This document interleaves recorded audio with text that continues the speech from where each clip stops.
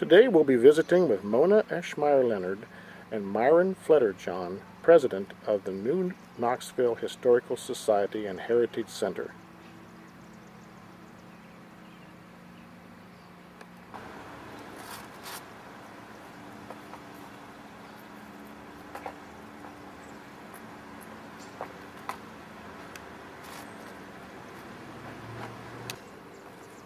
Anybody around you?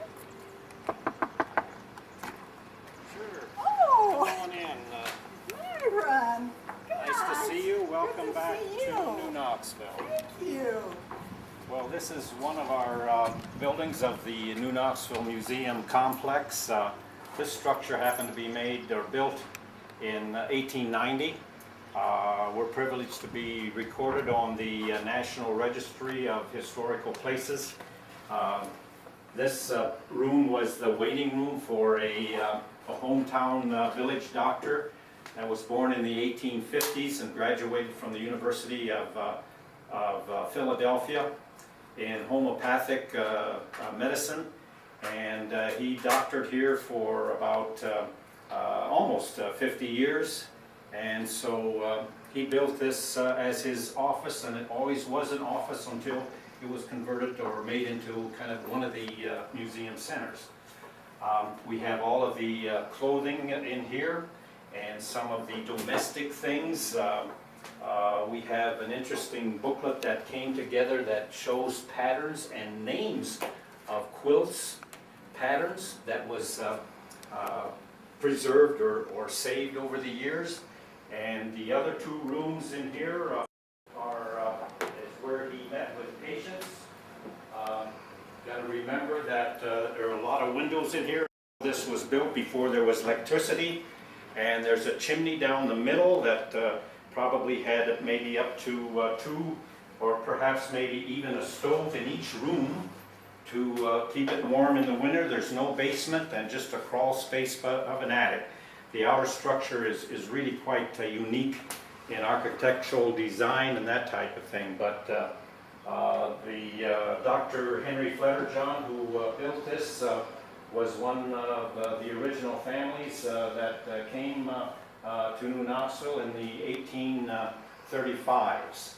The actual beginning of New Knoxville happened as a default or a mistake, in as much as there was a Fledderjohann family, an H.H., we refer to him as H.H. Sr., and his oldest daughter, who married a Cookerman, left the area of Lottbergen to go to Bremen, Germany, and then from there they went to, got on a boat and sailed for about 7 to 8 weeks across the Atlantic.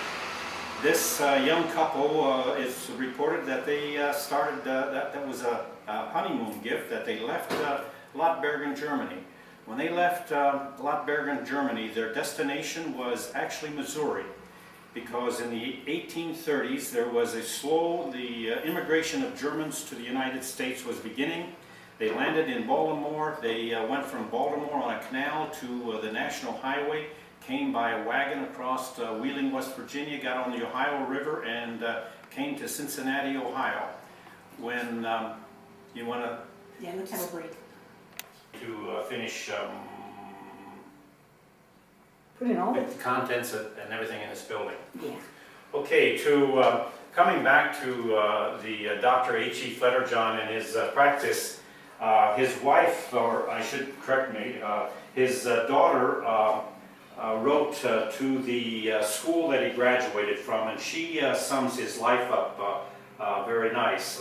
My father, which is Dr. Fledderjohann, died in 1950, a few weeks less than 95 years old. He was a very successful country doctor, and incidentally, he never delivered a baby in a hospital or anything like that. He was best defined as a horse and baby doctor. The office is on the next lot from the house, his residence.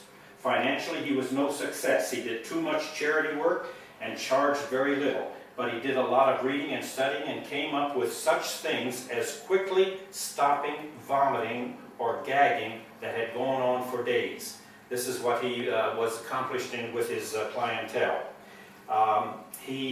Stopping diarrhea caused by sudden nervousness. He provided a medicine for that.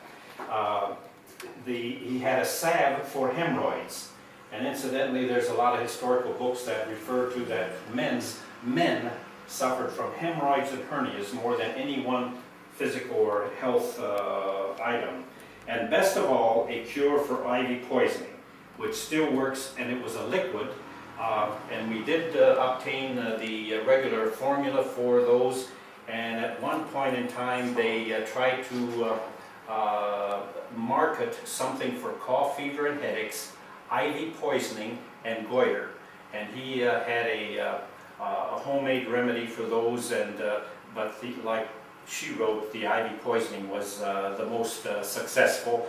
And then the sold that even after she passed away. But the contents of this one room looks a little bit like an early chemistry lab, and really these are all his original bottles and some of the original medicines and things. What he really used were drugs that at this point in time are absolutely unobtainable and were more easily obtained in those years. In fact, he had a son that was a World War I veteran, and this doctor, it's pretty well reliable sources that when his son went overseas, he gave his son a pill that would instantly put him to death. Well, he would instantly die from it.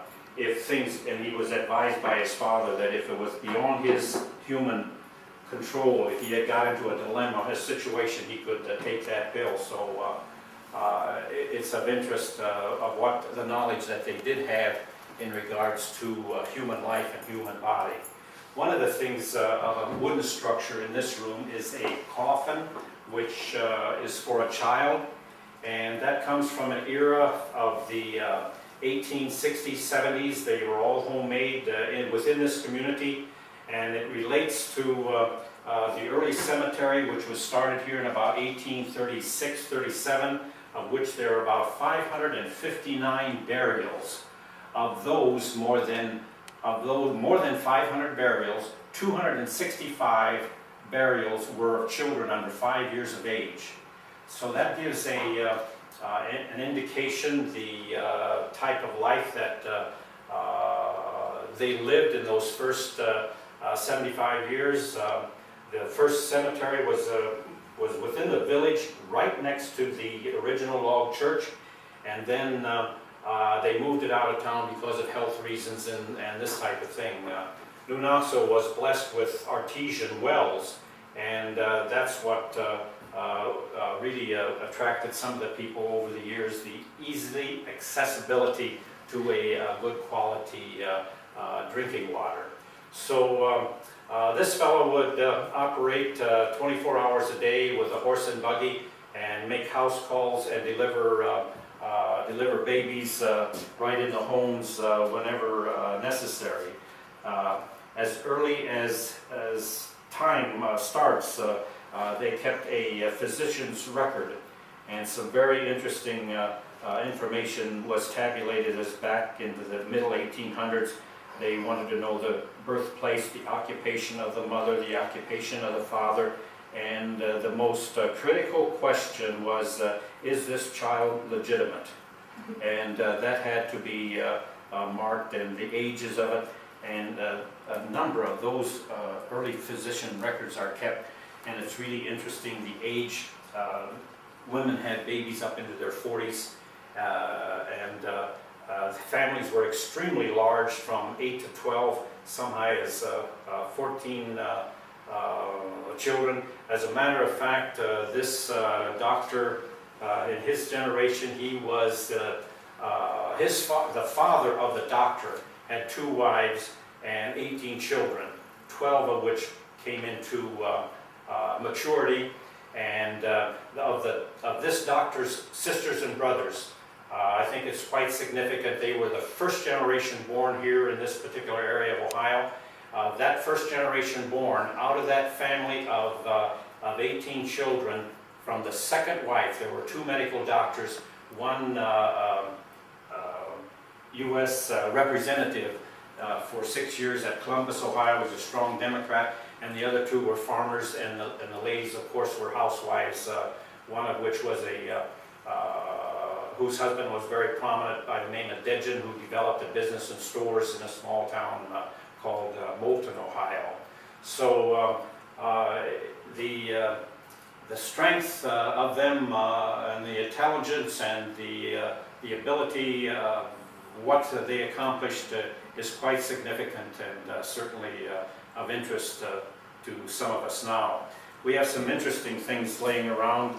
Probably the most interesting is a very, very old thing that lets blood from a human body, and it relates back to the point in time when they thought that if they would drain the blood, that would drain all the diseases, and it didn't take long. They found that they were really draining the strength and the livelihood of an individual.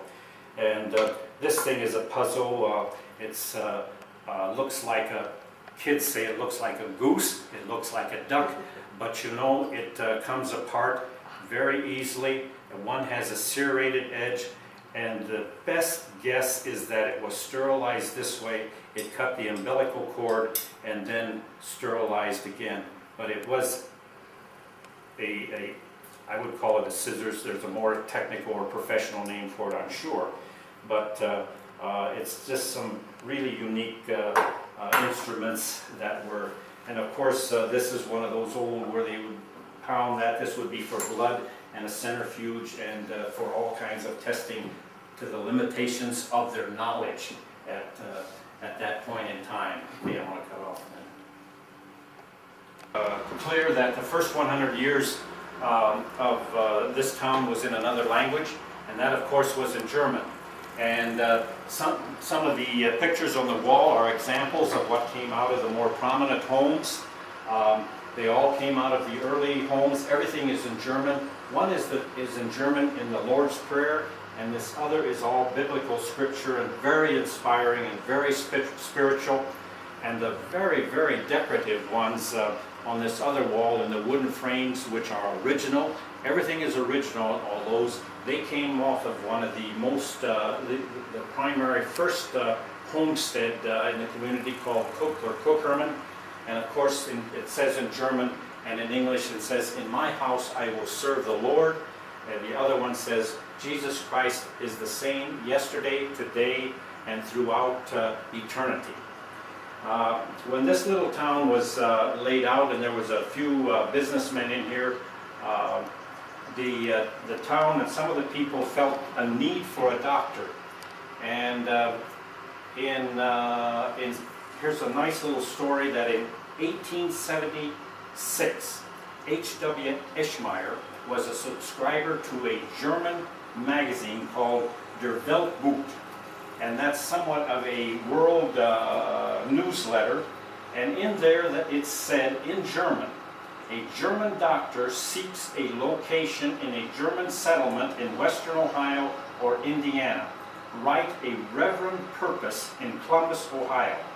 Now, the interesting thing there is the communications ability that an established minister in Columbus, Ohio was doing this German doctor a favor. He was a very young man. He had been educated in Germany, but he had in his mind to be a doctor. So Mr. Eschmeyer wrote the reverend gentleman, informing him that New Knoxville was just such a place. So then, for a doctor seeking and urged him to come. However, there was no way of really communicating, and so that transpired. And then in a short time, all of a sudden, a Dr. Gustav Zilch presented himself to Mr. Eschmeyer, and after a brief, short visit, he encouraged him to stay. He had $3 in his pocket.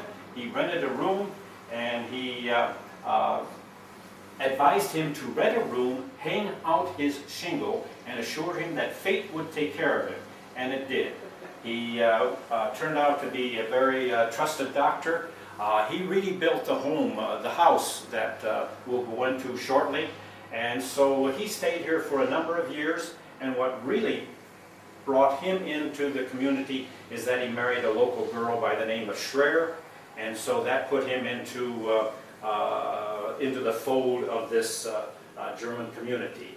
However, there were trends and there were gossips over the years, and in about in the 1880s, somewhere in the late 1880s, almost maybe 1890, there was this feeling amongst the immigrants that Colorado was the best place in the United States because it had a high altitude, and you would not suffer from allergies, and you would was the ideal place. So he was lured, and he went over there, in which he continued his practice.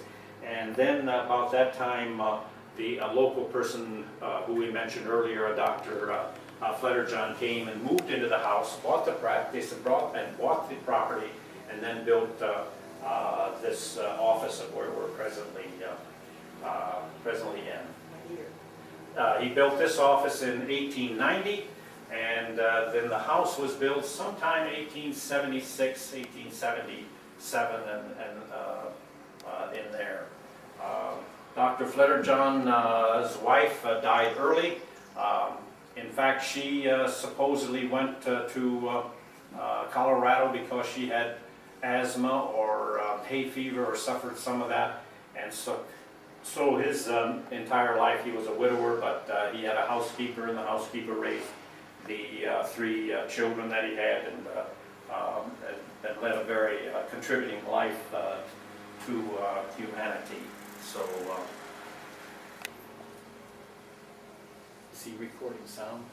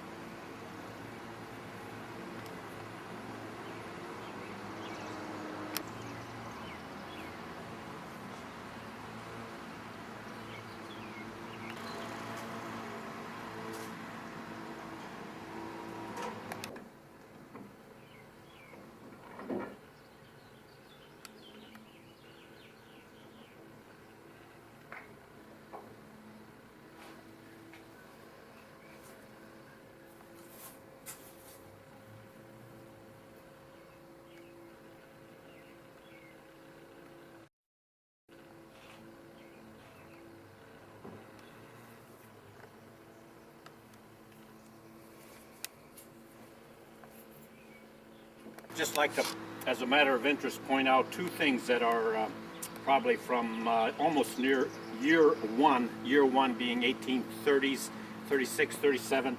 This is a pair of hand-carved wooden hinges. They need to be twisted a little bit, but this part was put into a log or a set of stones, and this part was put on a large board. This part could be taken out very easily, and the door could come off. It more than likely came off of a bread oven, which was a separate building made out of bricks or stones, and the depth of the oven was at least 8 feet with a fire clear in the back and a chimney, and in the front of the fire is where the bread, of course, was put in to bake. Then as things developed with fireplaces, this is an extremely handmade old skillet. And you want to take that lid off, and we'll show it in 3 pieces. This, of course, hanging in a large fireplace, and there would be an arm that would take it the distance from the fire that was needed to make the correct temperature or cooking ability with a large skillet. And then, of course, the lid was handmade and laid on there. And we presume that this may have been to keep something warm or to store in there, but it's one of the very early utensils needed. I started on a story about the first immigrants coming here, and this young couple coming to New Knoxville and ended up in Cincinnati. And in that town, they actually were separated from the couple that they were traveling with by the name of Schulte.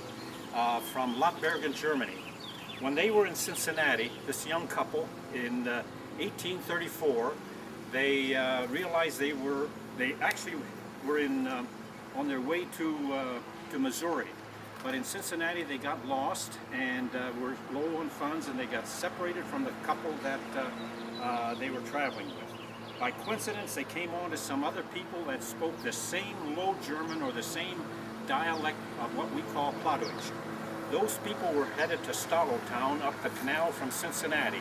And those people invited this Cook Herman family to Stallowtown. Well, they took the ride on the canal from up to Dayton, which was finished at that time, and walked the rest of the way from Dayton area to Stallowtown or Minster.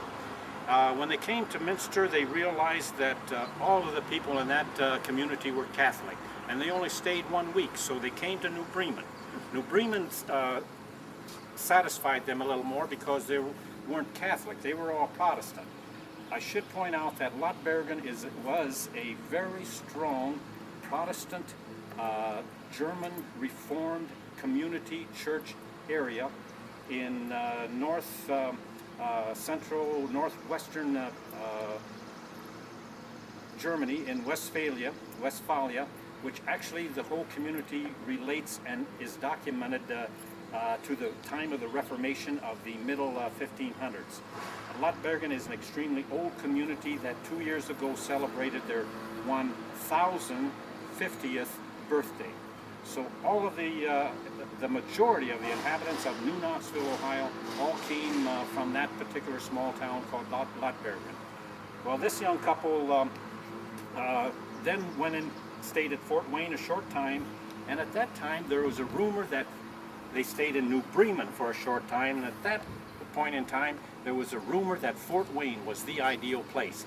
They walked and rode by cart or however means to Fort Wayne, came back, didn't like Fort Wayne necessarily, came back to New Bremen, and their first child was born who took the name of C-O-O-K, the English version of K-U-C-K, which was originally Cook Herman.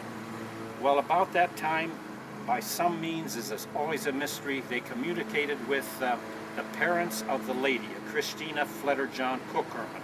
Her parents came with 3 sons, and they came into Cincinnati, came up to New Bremen, and about that time they all congregated, and how they communicated, how the parents in Germany knew that their daughter and son-in-law were in New Bremen is somewhat of a mystery. However, it's believed that they would, that people would take handwritten letters back, give them to a ship captain. The ship captain in turn would give it to a certain person that would get back to a certain community, and the people would take it upon themselves to pass messages on. That's one feasible way. So then at that point in time there were 4 more families from Germany, no, 3 more families at that point. One was a Lutterbeck, one was a Mextroth, and the other one was a H.H. Fledderjohn Sr.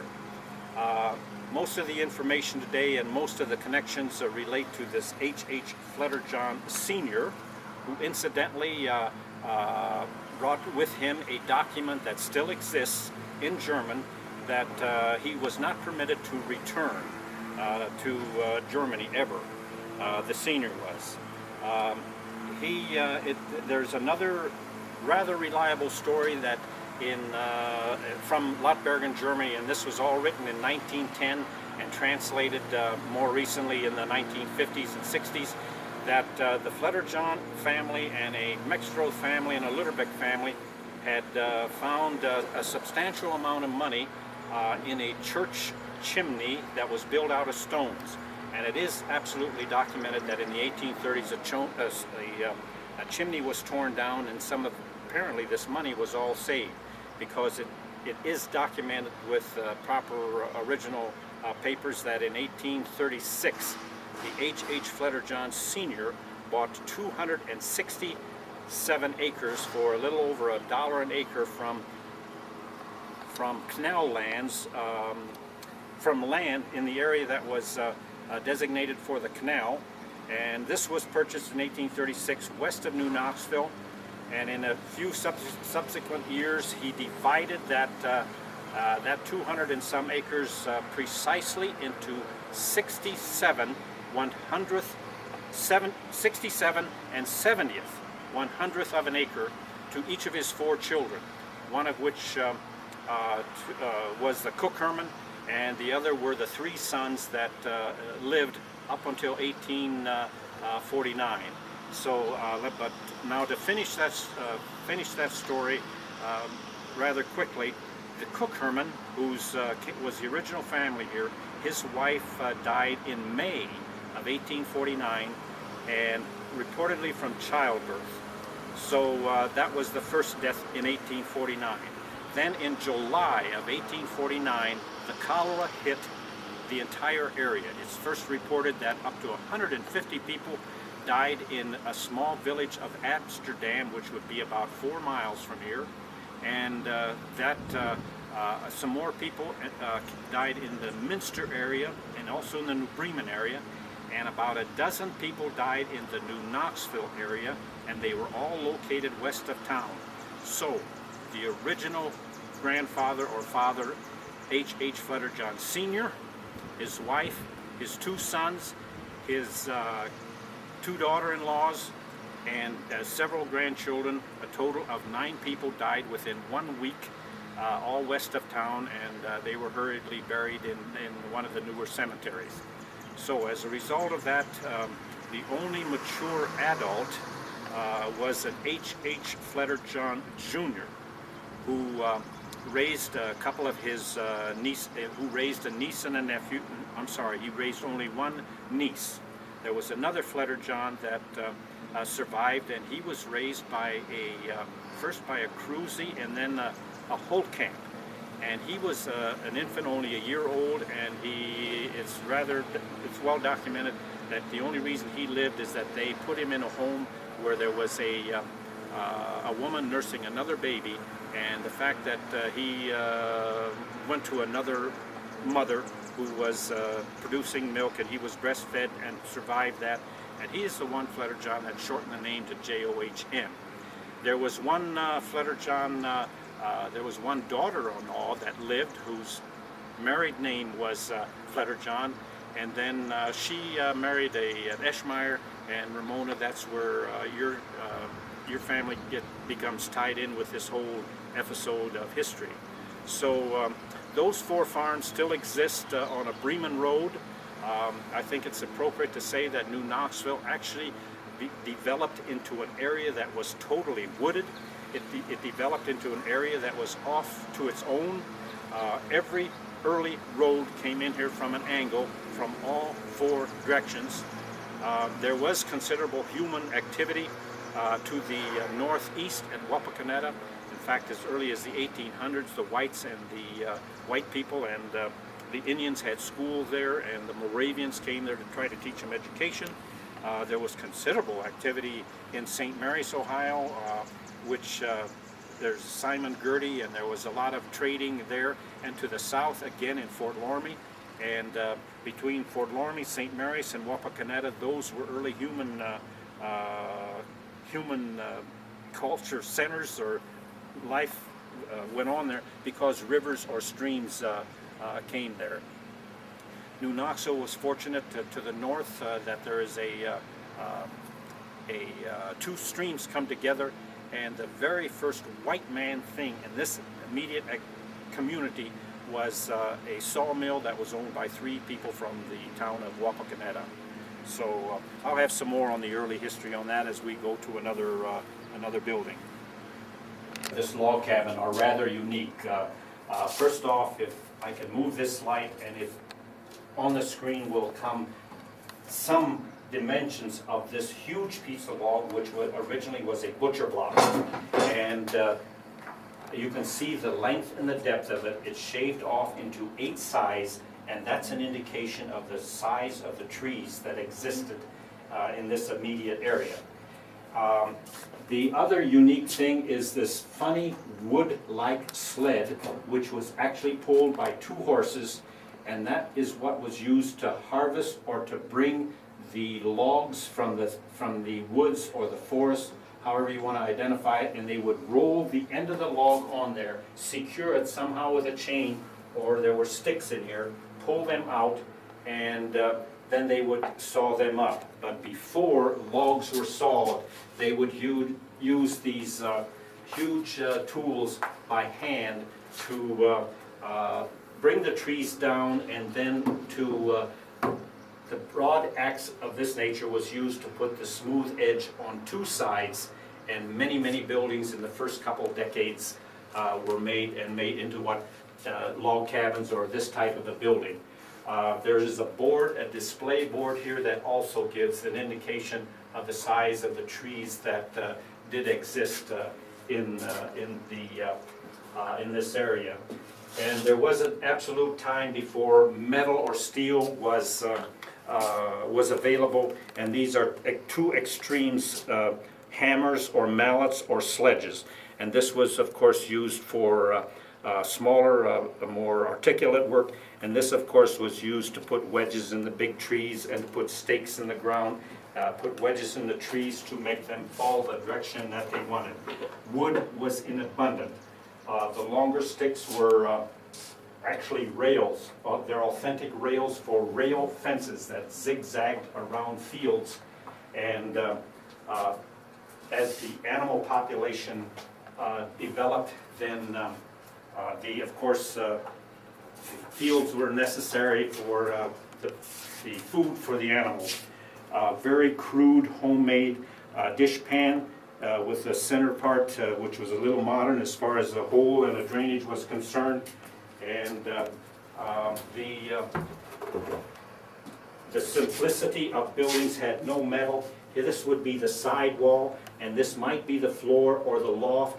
And simply, if there was two walls, they simply made the end of another log in this shape, and then it would be very secure to lay a floor on. The first saws in this immediate area were one that went straight up and down, circular, which was a very slow process to produce boards of this nature. The circular saw really only came into popularity in about 1870 and 1860. And that type of thing. So we have a meat grinder there, which comes from the 1860s and 70s, all done by hand.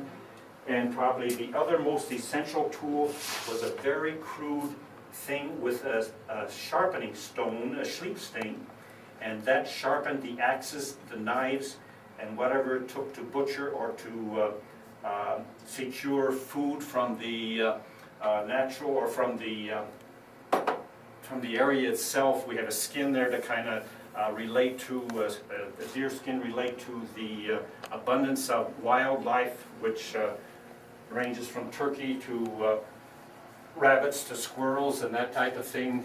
This building, I should say, was remade. These logs all came from a building, we think maybe a home or a house, and then it was made into a smaller building, this is a smokehouse. Every bit of meat, every bit of food had to be preserved, and this smoking and salting was the easiest and the best way to preserve the food at that point in time. But there were craftsmen that had a tremendous amount of ability with using their hands and the crude tools that were available. And they would develop the architectural system all within their own all within their own minds. We pretty well agree. We pretty well feel that the first immigrants had education. They knew how to read and write. They brought with them an excessive amount of spiritual or religious knowledge and belief with them. This particular community in Germany called Lottbergen was a very, very strong Protestant, and I helped some gal from Germany put a story together, and she coined the term religious baggage. And they truly did bring a lot of Bibles and a lot of German printed material along at that point in time, and for that matter, in the first 100 years. More Germans immigrated to the United States than from any other country. Some report that over 150 years, starting in the 1700s, that nearly 7 million Germans came from the 1700s to the 1800s. So more than the Irish or the Italians. And the interesting thing with the Germans is most of them went into agriculture, starting in Pennsylvania and Maryland, and then into Ohio, and then St. Louis was the next German center, and then Milwaukee, Wisconsin was the next German center, and they all tended to gravitate to the productive soils in the United States. New Knoxville never started as a community until about 1850s or 60s. The first immigrants all bought acreage in the surrounding area of the community, and then finally a town sort of surfaced as a town. Otherwise it was only a piece of paper. The development over the decades is quite interesting, and to some extent being lost in present day history. So we'll move on to another building. If you're ready. This of course is the residence or the home of the original doctor in the community that I mentioned. We think that the house was built about 1876, 77.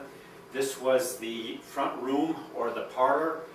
In more recent years it came into a musical education center that the daughters of the Dr. Fledderjohann, the daughter and son-in-law, used to give piano lessons and to give vocal lessons. He gave vocal lessons to a lot of people. Ferd and Zilla Eversman were an extremely talented couple that in music, and they brought about as much culture to this community in the music as anyone. This school, this room is strongly refers to our educational system in the community. The very first school was in the church log cabin that was built in about 1838. We had a very strong educational system looking back from almost day one. The original educators were born in Germany. They had both German and English language in the schools. They had German sermons in the church until World War II. The village of New Knoxville acquired its name, which was first called Knox, as a matter of, there was a very influential government surveyor by the name of James Knox Lytle. Now he had a first cousin living in Washington, D.C. by the name of James Knox Polk. And James Knox Polk was the 11th President of the United States. Those two guys were cousins. Their mothers, of course, were sisters. Her maiden name was Knox. And so at the time in the late 1830s, of course, a name of a town had to be established. So they decided to call it Knoxville. And it was called Knoxville until they wanted to get a post office, and they realized that there was already a Knoxville in southeastern Ohio, so they called it New Knoxville. There was some interest that it should be called Lotbergen, or New Lotbergen, but all the staunch, mature Lotbergenish people said that it would be a bad omen because all the people leaving Lotbergen were in austerity and times were tough, and there was no future, and it was depressing to maintain livelihood in Lotbergen, so to name it Lotbergen would be a bad omen. So that's an interesting thing of the suspicious mind, so to speak. Sometime in about the 1850s or 1860s, one-room schools became evident everywhere within walking distance. You have to keep in mind that the the majority of the population lived in the rural areas.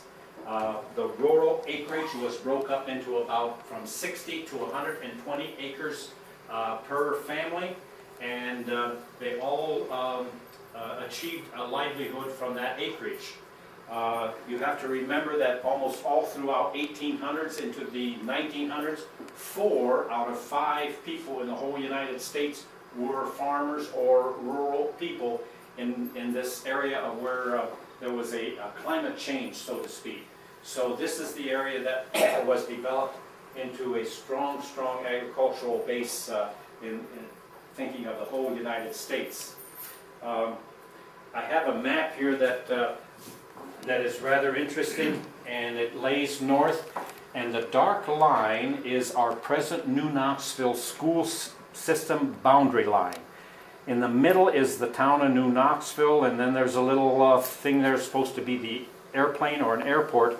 But the community of New Knoxville's boundary line was established at what was convenient to come to a church twice on a Sunday, midweek, maybe even Saturday, by either walking or a horse or a buggy to come and go back and come and go back.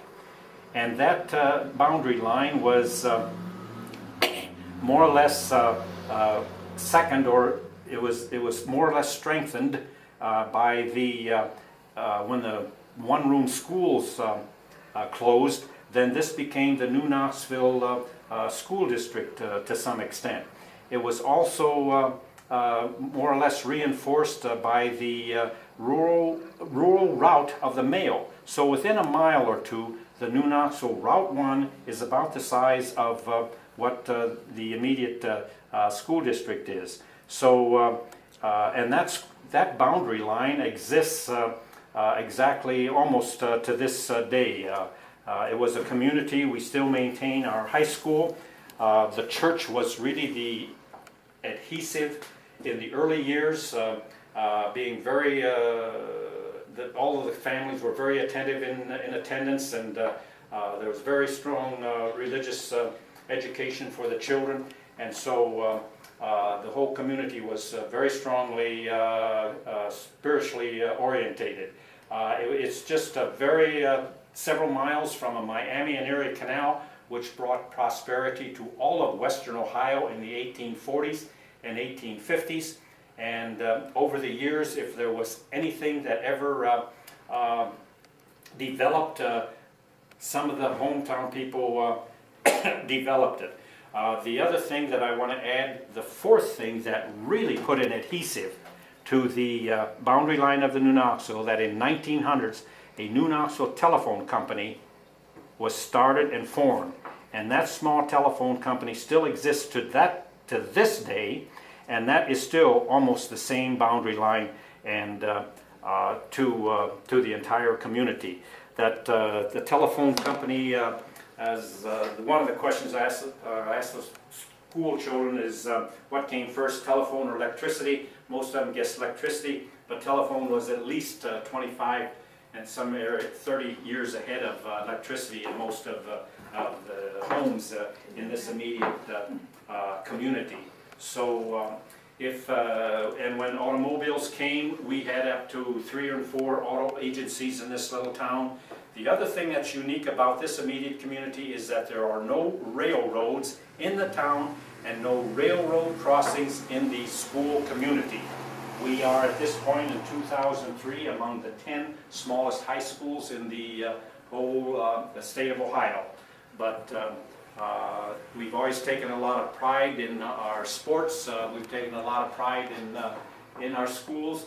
You know, some of the small things I think had a great significance, and one of the small things is that our early teachers, for the first 2-3 generations, all the teachers teachers with high degree of talent came from this home community. And there was a point in time when that had a big advantage because the teachers could speak Platt to the students that could not speak English when they came into the school as first graders. And so many of them of my generation came into the school not really being vocal in the English language, and of course learning it very rapidly in school. It's also of interest that the dialect of Low German is still alive, and that there was a dialect of German which is called Low German or Plattdeutsch, which is really regarded as the mother language of most of Germany. That was prevalent in the homes, but the High German or the Standard German, which was chosen by Martin Luther King and the people, Martin Luther, at the time of the Reformation, they decided to print the Bible in a Standard German, and so the Standard German became prevalent in all of higher education, schools, monasteries, and that type of thing, and particularly in the Bible and the printing of the Bible. So this immediate doctor who's lived here and we spoke of before, we can say he was trilingual. He was fluently in Low German, fluently in High German, and also very well in English.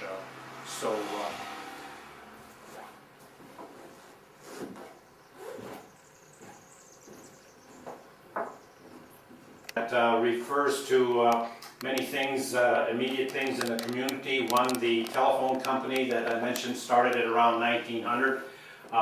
We did have a saloon and a hotel in this immediate town. It served its purpose for horse and buggy days. There was whiskey available for a short time. It kind of went out of existence at the time of the Prohibition. But we had a main street with mud or gravel. We did have a unique drainage system on the side of each street. Had a gutter made out of stones, flat stones laid side by side. The most significant thing happened in this community in about 1893 and 1894 when they built the extremely large church, which was a German Reformed church. The other thing on this particular room, we have a little tribute to Lottbergen, Germany. Lottbergen, Germany is we call our mother town. The Reformed Church in Lottbergen we refer to as the Mother Church. We have a beautiful carving up there in a form of German, and that was given to a local family here in about the 1990. And in German, or it says, forward is a long time, so fortunate and beautiful in hardships they would go through. You have gone through life side by side all these 50 years. If it was read in German, it would sound smoother, and it generally German sayings rhymed, and but it has all of those. It was hand carved and then shipped to a Holscher family here, and they became acquainted as a result of an exchange of visitations in the late 1800s or 1980s, and then in the all through the 1900s, 1990s, and up to the year of 2000, and there's still an exchange of a lot of people. The most significant thing is a picture of H. Jr. with his second wife, and there's a list of all of his children, and he lived to be 88 years of age. There's a picture of his 5 full-brother sons, and as mentioned before, 2 of those are of medical doctors. One was a medical doctor in New Bremen. He was the baby of the family. Of interest, his second wife was 15 years younger than the H. Jr. As a result, he was 60 years old when his youngest son was born, and the mother was 44 or 45. The Dr. Henry, Dr. Fledderjohann, as he was known, was born in 1876, and his older brother, Doctor, was born in 1855. So there's some significant difference in the age spread. The one picture up there is the oldest brother who died young, and they all lived and grew up on those original acreage or original farms. The most significant historical thing that we have is an inscription that was found in the in the 1950s, and it's well documented that it was carved in there in 1846.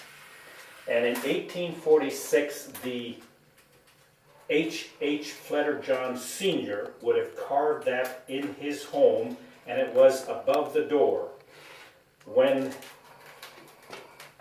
the granddaughter who survived the cholera married, she married a Mextroth, and that was found in the Mextroth farm then when they remodeled, as I said, in 1950.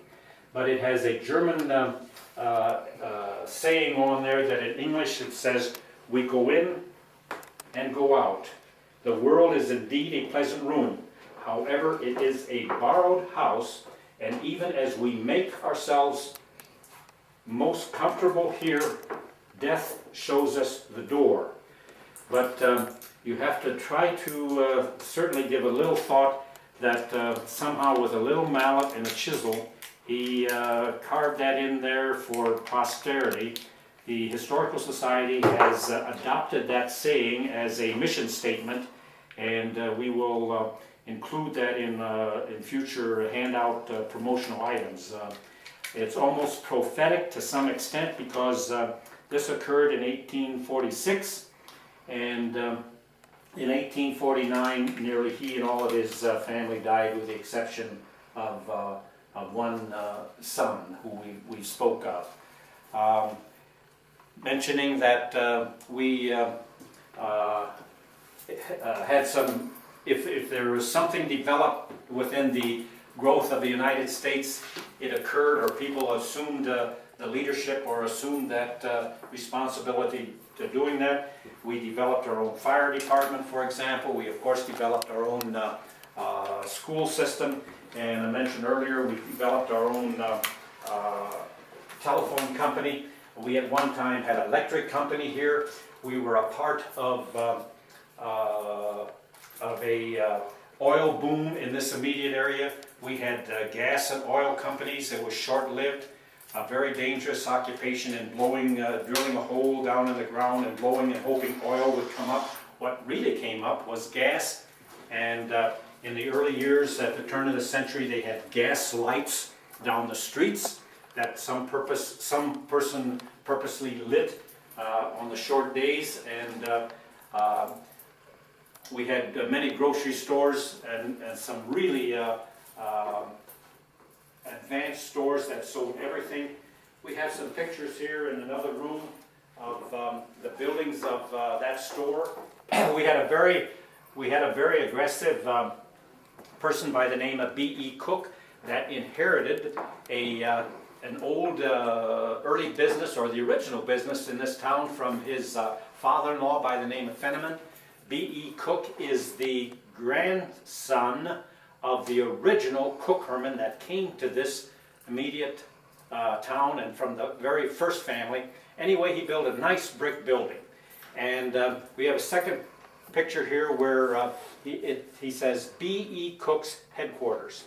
That picture is blown up from a spoof of advertising. The big sign on the top of the building never existed, but he used it as his promotion.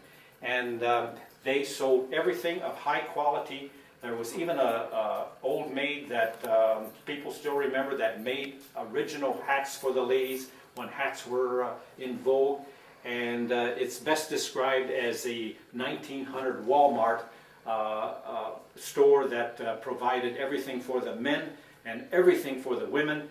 And the trade really originated or started with the many farm families bringing in butter. The most popular thing were eggs, and they would trade eggs and do a bartering system within the rural within the rural farms and that. The other items in here are all vintage clothing, both men and women that survived in this immediate community. They just surfaced from many of the estates. Some surfaced from this immediate house. Actually, the glass cases and the display cases came from businesses in this immediate community. And so there was quite a bit of pride and a good bit of competitiveness to improve life for both the rural people and then into the people that moved into town or developed a business here in town. We had a very large tile factory that provided drainage for the thousands of acres of farmland around here, and that increased the yields. You have to remember that the most 100-acre farms, that nearly all of it was cleared from the trees over a period of 100 years. They said that they used to clear about 3 acres a year, and then slowly crops were grown. Probably to what is written, the very first commodity that was sold to the canal, or on the system of the canal, was soap that went to Cincinnati. This immediate area, including St. Mary's and Minster and New Bremen, they were very fortunate to have the canal system, because that took the first and simple commodities down the canal and sold it in the bigger cities that were growing very rapidly as a result of the heavy immigration. The other thing that became very common was sawed timber. Then railroads came in, and rail ties were sawed and delivered on the canal. Barrel factories started in this town, and they would fill those barrels with salted pork that was raised in the small farms. People would buy them, and that would go out. Butchering became very popular. Pork was, of course, the most more prevalent than beef, because it was a little more quickly developed or grown. It was a shorter turnover to raise pigs. Generally, the hogs or the younger pigs could be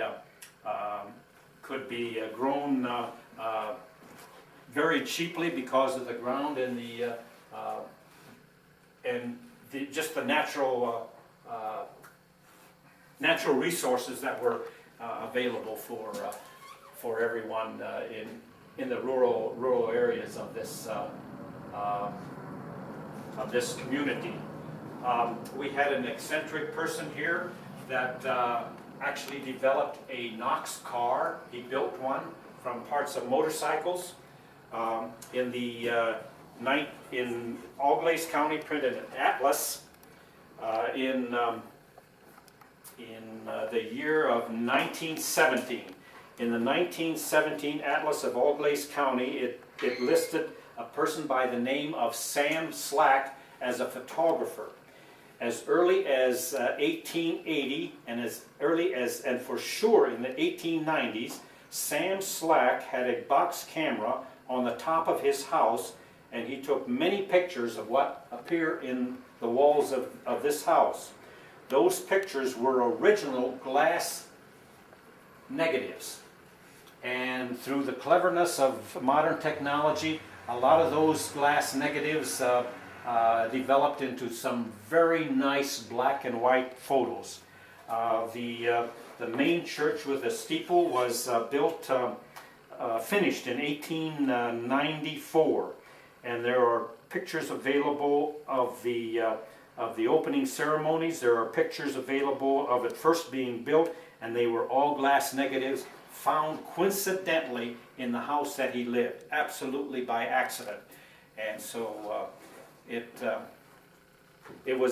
interesting how what surfaces when people become interested. Ready? Yeah. We touch on several subject matters in this room. One, of course, is the military. Our community was very patriotic during World War I. And all of the soldiers all the people, we had quite a number of hometown boys that served in World War I. They went into Germany. They all took their language along with them. It was all a great experience, educational for them. And so then there were also several, numerous ones in World War II. We have a wall to kind of commemorate them. The most interesting and broad history of the community, of course, is the church. As early as 1850s, we had a second denomination or a second church here in this town. It turned out to be the Methodist, and there also, of course, the Reformed Church. The Reformed Church built this exceptionally attractive building, as mentioned before, in 1894. But the churches really developed the town, and the churches is really the meat of the history of this immediate community. The few business people that existed in the early 1900s were very clever. They had tremendous amount of promotion to them. We have a person here that had his own little newspaper on a weekly basis, and that's how he promoted. He had the first post office in his Doomy store. I might say that the town never developed to the size where it had its own newspaper. New Knoxville community did not have its own newspaper as the larger towns did. But